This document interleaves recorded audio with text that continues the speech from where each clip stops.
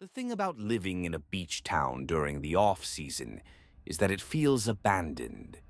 The tourists have long since left, most of the shops are boarded up, and the boardwalk, the town's lively centerpiece in summer, stands as a hollow shell of what it once was. But I don't mind. It's peaceful. That's why, for the longest time, I would go for late-night runs along the empty boardwalk during the off-season. It was my escape from life, a way to clear my mind from all the stress. Sometimes you just need solitude. There was something about the crashing waves and the steady rhythm of my footsteps against the wooden planks that brought me peace, like I had the whole world to myself. Tonight was no different. The air was cool, carrying the scent of salt and damp wood. The only illumination came from the occasional street lamp, flickering faintly and casting long, lonely shadows. I had been running for about a mile when I got that feeling, the unmistakable sense that I wasn't alone. Glancing over my shoulder, I saw a man in the distance. He wasn't walking. He wasn't moving at all. He just stood there on the boardwalk, facing me. I swallowed hard and turned forward again, brushing it off. Maybe he was just another local out for a walk. But no matter the reason, it was still an unsettling sight. I kept running, but minutes later, the eerie sensation of being watched grew stronger. My heart pounded, not from exertion, but from something else. The urge to turn around became overwhelming, so I did. He was closer now, still motionless, still staring. A deep, crawling unease settled in my gut. I quickened my pace, pulling out my one headphone, my breath coming faster. But then I heard it. Footsteps, perfectly in sync with mine.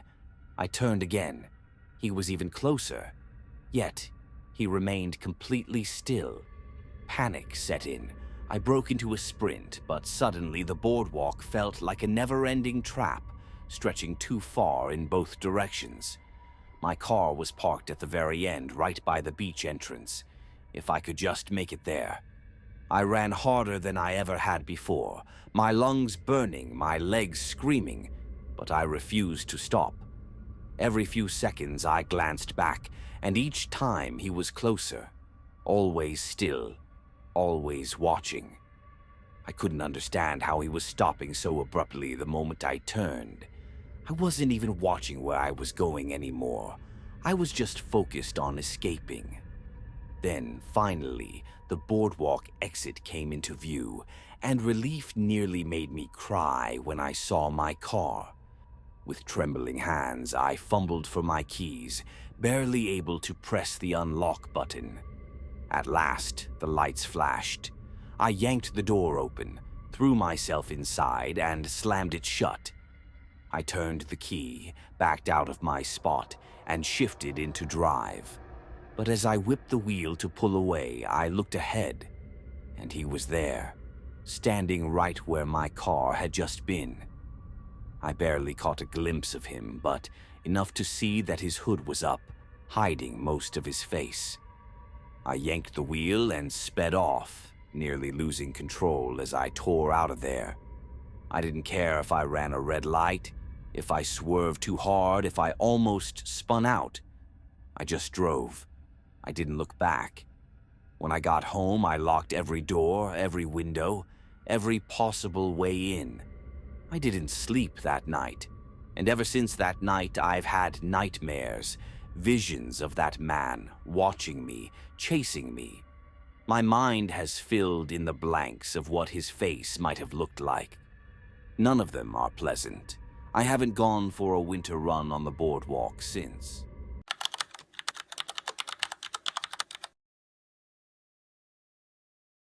Last summer, when I was 22, I spent a weekend at the shore with a group of friends in the most affordable Airbnb we could find.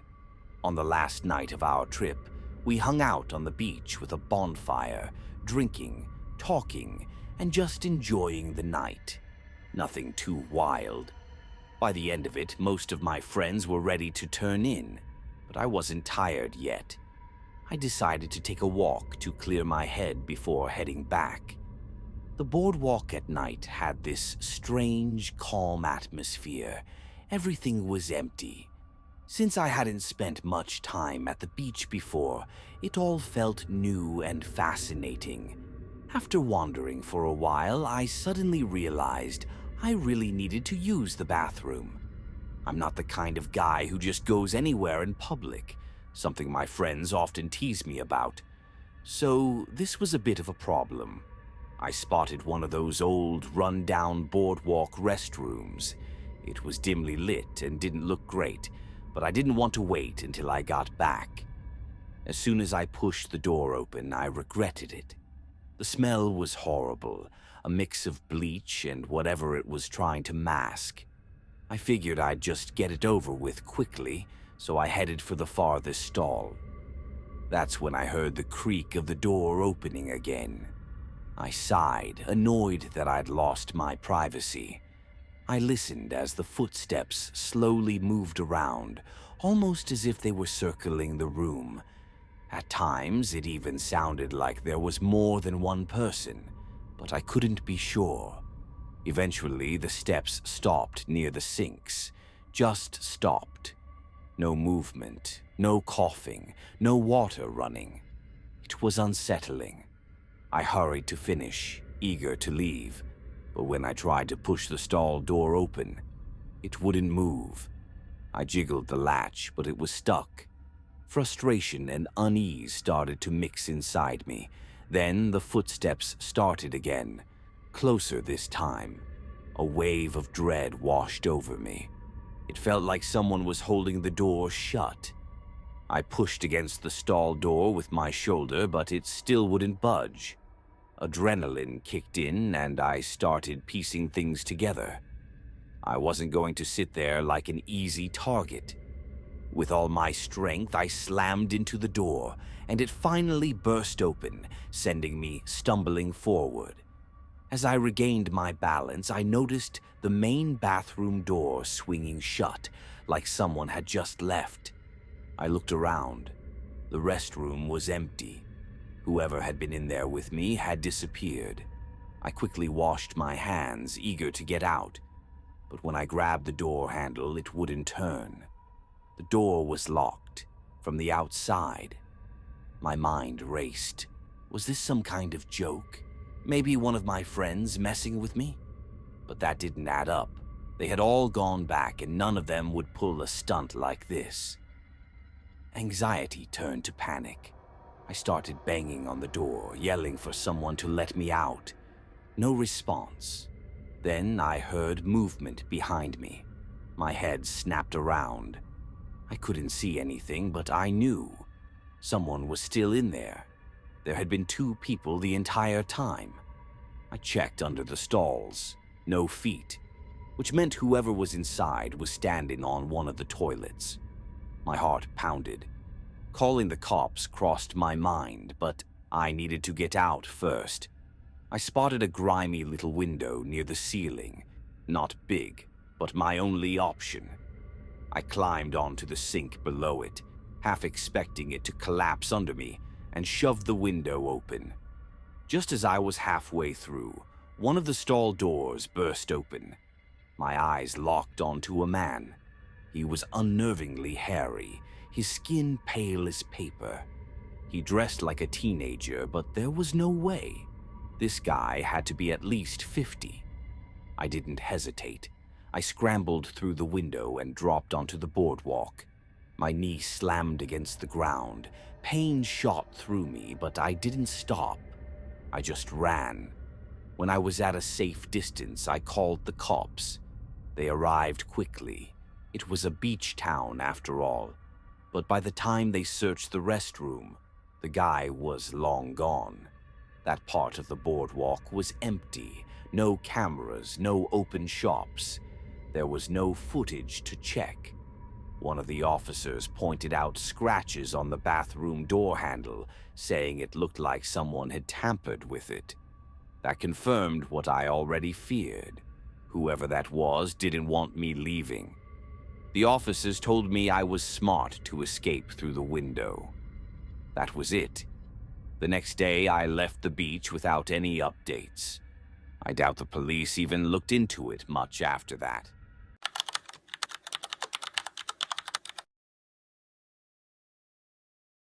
I'm sorry if I get some details wrong, but this happened when I was really young.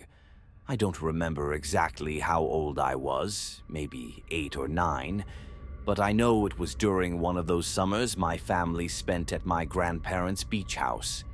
It was like the central gathering place for our family. Every summer, my siblings, cousins, aunts, and uncles would all come together, sometimes just for weekends, sometimes for weeks at a time. The house wasn't fancy, but it had an endless number of bedrooms and could comfortably fit our entire family.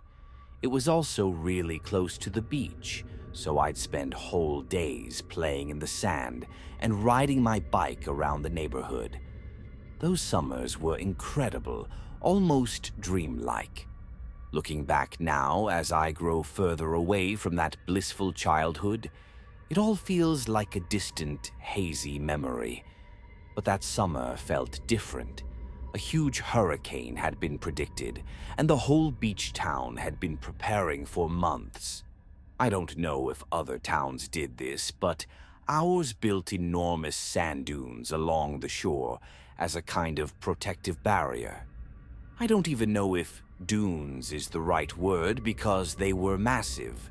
To a kid, they looked like castle walls.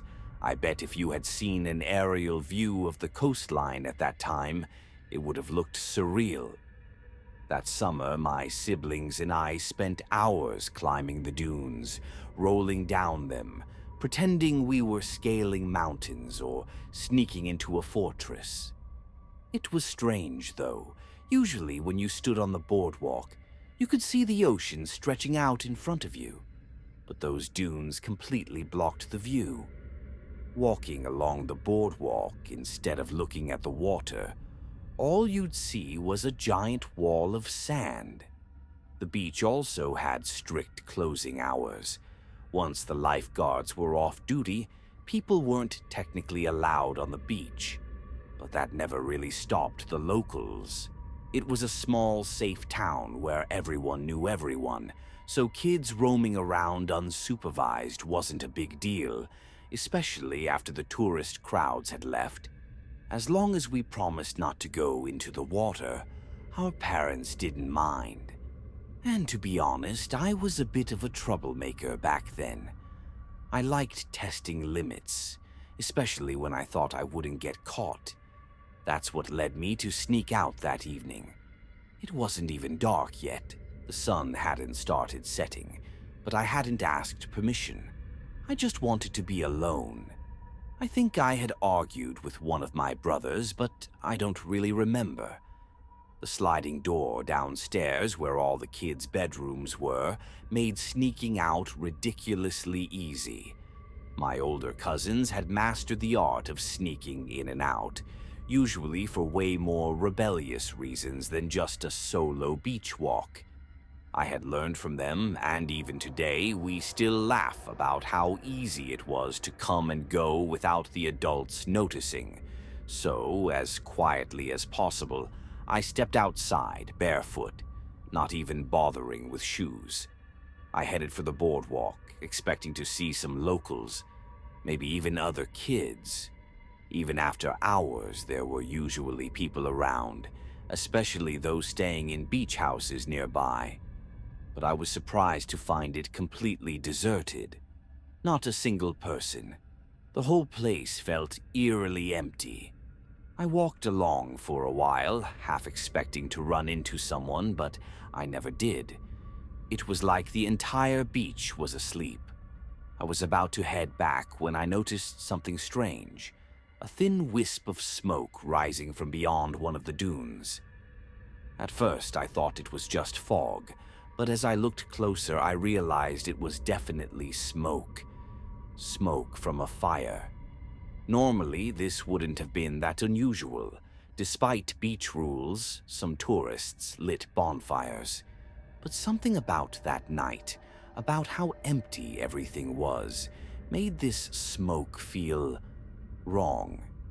From my perspective, it almost looked like it was coming straight out of the sand, like a volcano. I looked around for an adult, but there was no one, just the deserted boardwalk stretching into the distance. I probably should have gone home, but my curiosity got the best of me. Plus, my parents had always told me to never ignore someone in need, and for some reason this felt like one of those moments. I climbed up the sand dune, keeping my distance from the smoke. By the time I reached the top, I was covered in sand. Looking down, I saw what I expected, a bonfire. But something about it was off. It was completely isolated. No chairs, no coolers, no sign of people. Just a fire burning on an empty beach, as if whoever lit it had simply walked away. Even as a kid, I knew that was dangerous. I slid down the dune and approached the fire. I stood there for a second, just staring at it, unsure of what to do. Finally, I started kicking sand onto the flames, again and again, until they were completely out. But I didn't leave right away. I was too curious. Why would someone start a fire and then abandon it? Unless they were trying to hide something? I crouched down and started poking around with a stick. That's when I noticed something disturbing. Clothes, small clothes, kids' clothes, things I would have worn. Socks, shoes, half-buried pieces of fabric. My stomach twisted. Then I noticed something else. Photos, or what was left of them. Most of them were burned beyond recognition, but one had survived just enough for me to make out a face. It was a boy, around my age, and he looked a lot like me. If someone had told me he was a distant cousin, I would have believed it. The sight of that photo filled me with a deep, gut-wrenching fear. My hands went numb, and I dropped the stick. I wanted to run. I was just a kid. I'd never experienced fear like this before. But it got worse. A voice suddenly rang out. "Hey!" I looked up. A man was coming toward me from down the beach. He was bald, but from that distance I couldn't see much else. He was staggering, stumbling as if he could barely keep his balance, like he was drunk or worse. "Hey, kid!" he shouted, picking up speed. I froze, every muscle in my body locked up. "Don't you go anywhere," he yelled. That snapped me out of it. My brain finally caught up, and I bolted. Running on the sand was hard, but I felt like I was running for my life. I scrambled up the dune as fast as I could, but I could hear him getting closer. He was shouting horrible things at me. Just as I reached the top, I felt fingers scrape against my ankle. But somehow, by some miracle, he never managed to grab me. I threw myself over the dune, tumbling down the other side, and sprinted straight for the boardwalk. I didn't stop running until I got home. I barely even looked back to see if he was following me. He wasn't, but I kept running as if he was right behind me. When I finally reached my bedroom, I collapsed and started crying. I wanted to tell my parents, I really did, but all I could think about was how much trouble I'd get in for sneaking out. So I said nothing. Looking back, I know I should have spoken up. I should have told someone. But I didn't, and nothing ever came of it. No news reports, no police at the beach the next day, no missing child cases in the area. Nothing. To this day, I don't know what to make of it. Even though it happened so long ago, I can't shake the feeling that there's more to the story. And what scares me the most? How much that boy in the photo looked like me. Sometimes I wish I could go back and tell my younger self to just tell someone, but it's too late for that now.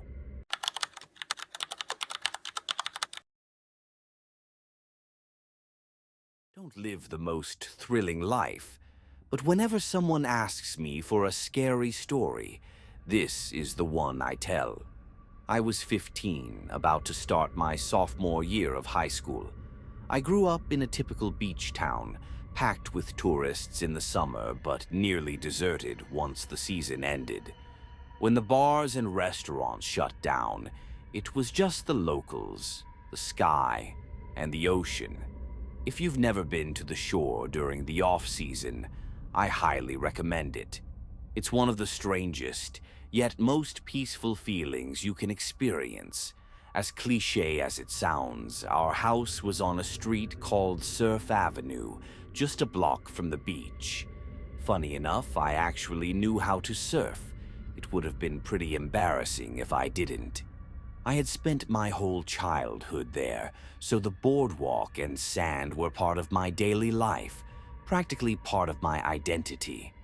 I don't live in that house anymore, but it's still in the family, so it still feels like a piece of me.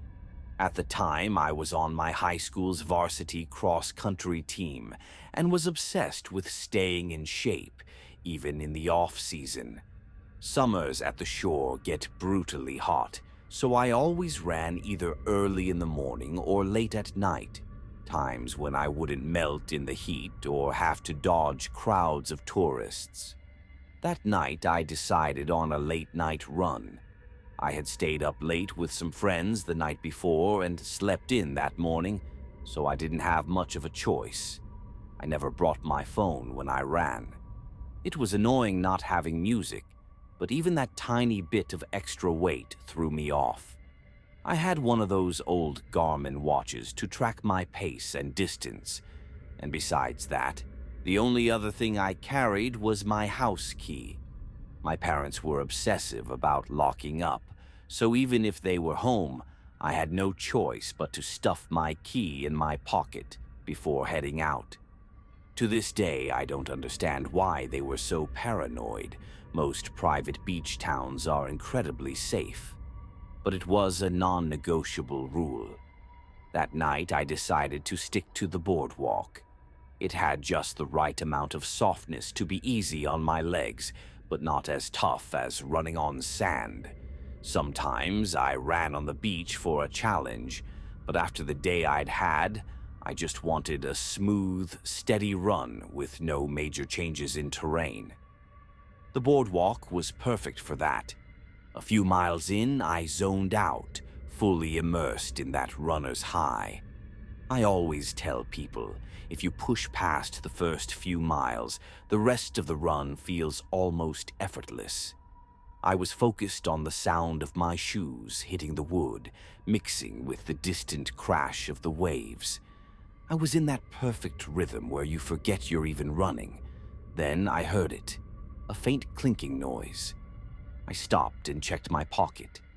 Empty. My stomach dropped. My key was gone. I crouched down, peering through the gaps in the boardwalk, but it was pitch black underneath. There was no way I'd see anything from up here. Frustration hit me instantly. I started cursing out loud. Probably looked ridiculous, but I was still pumped from the run, and now it was completely ruined.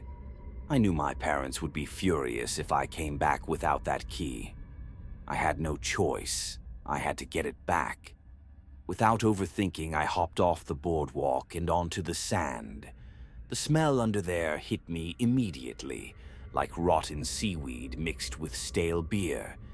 The air was damp and heavy, and every step I took kicked up a mix of sand and trash. Since I didn't have my phone, the backlight on my watch was my only source of light, and it wasn't doing much. I crouched down, scanning the area where I thought the key had fallen. Nothing, just clumps of sand and garbage. It was disgusting, but I kept searching. I thought about just giving up, but the idea of going back home empty-handed made me even more frustrated. Maybe I had misjudged the spot. That seemed like the most logical explanation. I climbed back onto the boardwalk, trying to pinpoint the exact location. Then I got an idea. I untied one of my shoelaces and let it hang between the planks so I could see it from underneath. As I stood back up, Something yanked the lace. It disappeared into the gap. I froze. That wasn't the wind. That wasn't me moving weirdly. Someone had pulled it. I stared at the spot where my shoelace had just been. There was someone under the boardwalk, and if they were under there, they might have my key. My first instinct was to run home and deal with it later, but then I remembered my address was engraved on that key. Someone could find out exactly where I lived. I still don't know why I did what I did next. Maybe it was just reckless teenage confidence. But I took a deep breath, jumped back down, and crawled under the boardwalk again. The air felt different this time, heavier. I braced myself for anything. Somewhere ahead of me, I heard faint shuffling. My chest tightened. I swung my watch's light toward the sound. Nothing. Just more sand and wooden beams. Then I heard it again, but from a different direction. That's when it hit me. There wasn't just one person down there. There were multiple. That was enough for me. Reality slammed into me like a freight train. What was I thinking? Was I seriously going to fight some random person living under the boardwalk? This was a terrible idea. I turned to leave, trying not to panic. Then something cold clamped around my ankle. A hand. I screamed as sharp fingernails dug into my skin. I didn't think. I just kicked as hard as I could. My foot connected with something, and the grip released. I scrambled out, my arms and legs scraping against the wood and sand. As soon as I was free, I ran. I ran straight home, not looking back. I pounded on the front door until my dad opened it. He was furious, but when I explained about the key, the shoelace, the people under the boardwalk, his expression changed. My mom woke up too, furious at first, but when she saw the marks on my ankle, her anger turned to fear.